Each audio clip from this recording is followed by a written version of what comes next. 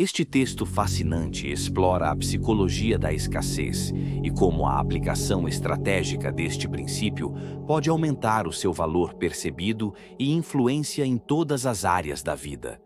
A ideia central é que as pessoas não valorizam o que é facilmente acessível. Elas prezam o que lhes é reservado ou o que precisam conquistar. A narrativa começa com uma revelação pessoal do autor, aos 24 anos. Ao observar a dinâmica entre dois colegas de trabalho, Frank e Brian, que eram iguais em currículo, mas radicalmente diferentes em influência. Frank era totalmente transparente, disponível e explicava tudo o tempo todo, sendo apenas gostado, mas não valorizado. Brian era seletivo nas suas respostas, não estava sempre imediatamente acessível e guardava os seus projetos em segredo. Quando Brian revelou o seu projeto, ele causou uma revolução, garantindo-lhe uma promoção, enquanto o trabalho igualmente bom de Frank foi recebido com indiferença. A conclusão é que a transparência excessiva elimina a antecipação e a surpresa, tornando o trabalho e a pessoa comuns. A estratégia de Brian de reter e revelar seletivamente, escassez estratégica, criou valor e curiosidade.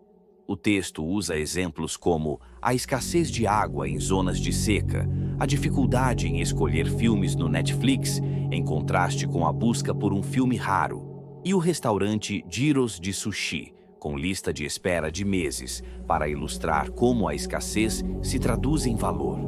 Tradução e adaptação para o português. Aqui está o texto reescrito em português, mantendo a estrutura e a força persuasiva do original. A verdade chocante sobre a psicologia humana, que pode mudar a sua vida. Descobri algo sobre a natureza humana que mudou a minha vida para sempre, quando eu tinha 24 anos. Estava a trabalhar numa startup de tecnologia, onde havia dois colegas que, no papel, pareciam quase idênticos. A mesma educação, a mesma experiência, as mesmas competências. No entanto, um deles, chamemos-lhe Frank, era respeitado por todos, pelo CEO, pelos clientes e até pelos investidores. O outro colega, Brian, era simpático, mas ninguém dava muito valor à sua opinião. Durante meses não consegui perceber a diferença, até que notei algo estranho. Frank estava sempre disponível, atendia sempre o telefone ao primeiro toque, dizia sempre sim a todos os pedidos e explicava tudo o que estava a fazer a quem lhe perguntasse. Era transparente, prestativo e complacente. Brian era diferente. Quando lhe faziam perguntas, por vezes ele fazia uma pausa e dizia: "Vou pensar nisso e dou-lhe uma resposta mais tarde."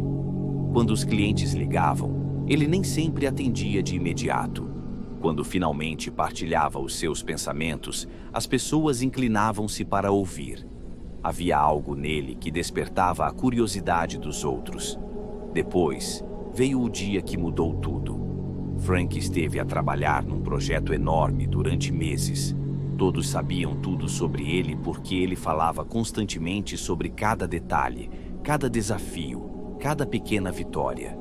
Quando finalmente o apresentou à administração, eles acenaram educadamente e seguiram em frente.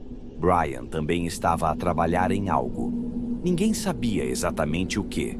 Quando lhe perguntavam, ele sorria e dizia: "Estou a explorar algo interessante. Partilharei quando estiver pronto." Quando Brian finalmente apresentou o seu projeto, a sala inteira ficou em silêncio. O CEO inclinou-se para a frente. Os investidores começaram a fazer perguntas detalhadas. Implementaram a sua solução imediatamente e deram-lhe uma promoção. Foi isto que percebi naquele dia. O projeto de Frank poderia ter sido tão bom quanto o de Brian, talvez até melhor. Mas, como todos já sabiam tudo sobre o trabalho de Frank, parecia comum no momento em que ele o revelou. O projeto de Brian parecia revolucionário, porque surgiu de um lugar que não podiam ver. Foi aí que compreendi a verdade mais contraintuitiva da psicologia humana. Não valorizamos o que podemos aceder facilmente. Nós cobiçamos o que nos é reservado. Hoje, vou mostrar-lhe como usar este princípio para transformar todas as áreas da sua vida. Mas preciso de o avisar. Depois de ver como isto funciona, não conseguirá desver. E algumas pessoas na sua vida não vão gostar das mudanças que fará.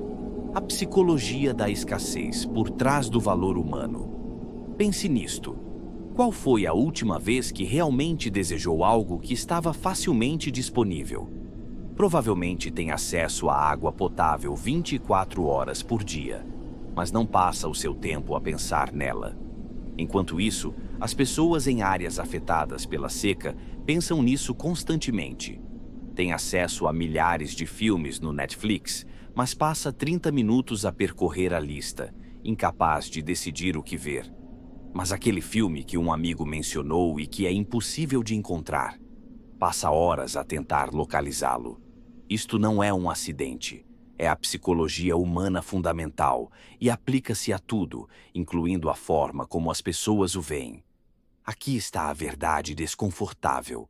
Quanto mais disponível se torna, menos valioso os outros o percebem. Isto não é porque as pessoas são cruéis ou ingratas. É porque os nossos cérebros estão programados para equiparar a escassez com valor e a abundância com algo barato. Pense no restaurante Sukiyabashi Jiro em Tóquio. Tem 3 estrelas Michelin, uma lista de espera de 2 meses e cobra $300 por uma refeição de 20 minutos. A comida é incrível, mas há outros restaurantes de sushi em Tóquio com chefes igualmente habilidosos, melhores localizações e preços mais baixos. Então, por que é que a reserva de Jiro é a mais procurada na cidade? Porque Jiro Ono, o proprietário, tornou-se impossível de aceder. Ele só atende 10 pessoas de cada vez, não aceita clientes sem reserva, não atende a restrições alimentares e nem sequer tem um número de telefone direto. A escassez que ele criou em torno da sua arte não apenas manteve os seus preços, como multiplicou a sua reputação. Não estou a dizer que deve tornar-se difícil de trabalhar ou impossível de contactar. O ponto é que a escassez estratégica cria valor percebido de formas que o talento e o trabalho árduo por si só não conseguem. As pessoas mais influentes que conhece não são as que estão constantemente disponíveis, a explicar-se constantemente ou a procurar aprovação. São as que falam menos, mas cujas palavras têm mais peso quando o fazem. São as que partilham os seus pensamentos seletivamente, não compulsivamente. A armadilha da transparência destrói a sua influência. A verdadeira escassez estratégica vem de realmente ter algo valioso a acontecer na sua vida que os outros não conseguem ver. A diferença entre mistério e valor é esta. Mistério é esconder o nada e fingir que é algo. Valor é ter algo e revelá-lo estrategicamente. Vivemos na era da partilha excessiva, oversharing. As redes sociais convenceram-nos de que a transparência é igual à autenticidade, e a autenticidade é igual a sucesso. Dizem-nos para partilhar as nossas lutas, documentar a nossa jornada e deixar que todos vejam por trás da cortina. Isto está a destruir a nossa capacidade de impor respeito e influência. A minha transparência eliminou a antecipação que impulsiona o desejo. Pense na Apple. Eles desenvolvem produtos em completo sigilo durante meses ou anos. Quando finalmente revelam algo, todo o mundo da tecnologia para prestar atenção. A revelação parece um evento porque o segredo criou antecipação, e a antecipação cria valor. A estratégia da revelação: construir profundidade e poder. Não precisa de ser secreto sobre tudo, mas sim estratégico sobre o que e quando revela. Sugiro uma hierarquia da revelação. O eu público, base. A sua personalidade básica, interesses gerais, opiniões superficiais. Autêntico e consistente. Partilha seletiva, meio. Informações sobre os seus objetivos, projetos e pensamentos mais profundos, partilhadas apenas com aqueles que ganharam o direito de saber, no contexto certo. Desenvolvimento privado, topo. As coisas em que está a trabalhar ou a aprender que ninguém sabe ainda. Isto não é ser secreto, é dar a si mesmo espaço para desenvolver ideias sem pressão ou julgamento prematuro. Exemplo prático: se decidir aprender uma nova competência, como falar em público, a armadilha da transparência faria com que postasse sobre isso imediatamente. A abordagem estratégica é diferente. Aprende a competência em silêncio, pratica em privado e desenvolve a competência sem anunciar as suas intenções.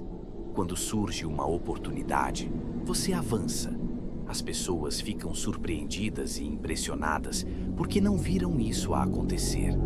A competência que surge de repente parece mágica, enquanto a competência desenvolvida publicamente parece comum.